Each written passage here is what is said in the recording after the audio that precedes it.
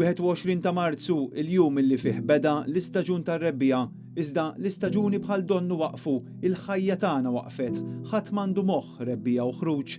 Il-jiem sbieħ tas-sajf qed jidhru wisq il-bogħod għaliex id-dinja kollha għadha qed tgħix dik il ħafna qed jiddeskrivuha maltempata bla preċedent.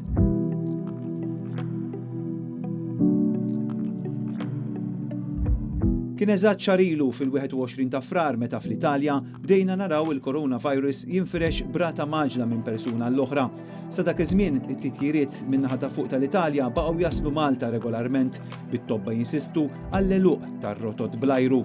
Wara 15 mill-ewwel każ fl-Italja rajna l-ewwel 3 każijiet f'pajjiżna, familja li kienet vaganza fi Trento u li ttestjat pożittiv. Iżda kif waslet sawn l-Italja, għaliex gravat daqshekk is-sitwazzjoni?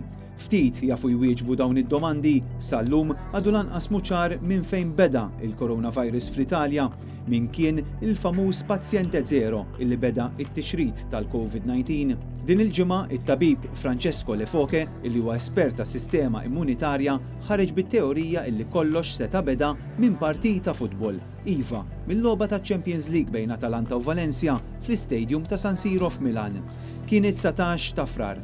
Atalanta elbu l-isfida tal-Ispanjoli u kitbu l-istorja, iżda ftit kienu jafu li diġà qabel biss bdiet il-partita konna qed ngħixu l-istorja. Ġrajiet illi f'temp ta' xahar qalbu ta' taħt fuq il-ħajja ta' miljuni.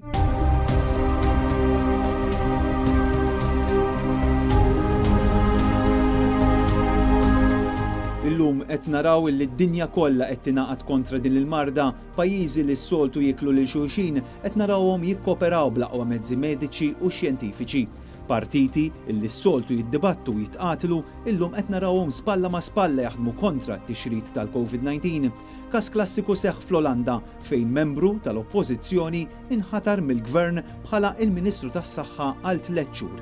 Min-naħa l-oħra id-daqqa ekonomika bla dubju li qed tinħass minn kulħadd u kien għalhekk illi l-President tal-Kummissjoni Ewropea Ursula von der Leyen ħeġġet lill-gvernijiet Ewropej biex jippumpjaw il-flus fl-ekonomiji tagħhom. Today, and this is new and never done before, we trigger the General Escape Clause. That means national governments can pump into the economy as much as they need. We are relaxing the budgetary rules to enable them to do that. L-Organizzazzjoni Dinjija tax-Xogħol qed tistma' illi s-sensi matul din il-pandemija jafu jitilgħu għal 25 miljun kollha bla xogħol. Altru milli rebbija din hija maltempata kbira li se tħalli ħafna vittmi.